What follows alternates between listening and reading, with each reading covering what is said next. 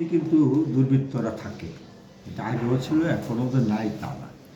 আগের এক স্টাইলটা ছিল একটু কম। আর আগে জেএমবি উন্মাদনা দেওয়া, তাদেরকে বিভিন্নভাবে ধর্মীয় উন্মাদনা দেওয়া একটা অরাজক পরিস্থিতি সৃষ্টি করার জন্য করছে। এটার পিছনেও রাজনীতি ছিল।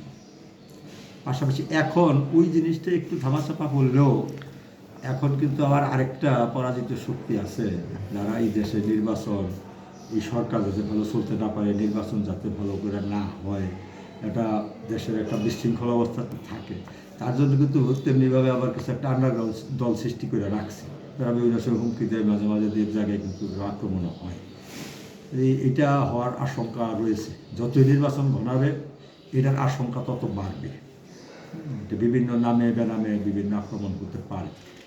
এখন আইনশৃঙ্খলা বাহিনীর যারা সদস্যরা আছে, বিশেষ করে গোয়েন্দা বিভাগকে এই ব্যাপারটায় বেশি সচেতন হওয়া দরকার। আমাদেরও পাবলিক হিসাবে বা সাধারণ মানুষ হিসাবে আমাদেরও এটা খেয়াল রাখতে হবে যে আমাদের আশেপাশের লোকজনের কার গতিবিধি কীরকম। সন্দেহজনক গতিবিধির কাউকে পাওয়া গেলে তাদের আইন প্রয়োগকারী সংস্থানে জানায়া তাদের বিরুদ্ধে ব্যবস্থা নেওয়ার জন্য আমাদেরও বলা উচিত। সতর্ক থাকতে হবে ওই বিষয়গুলো। জি, আপনাকে ধন্যবাদ।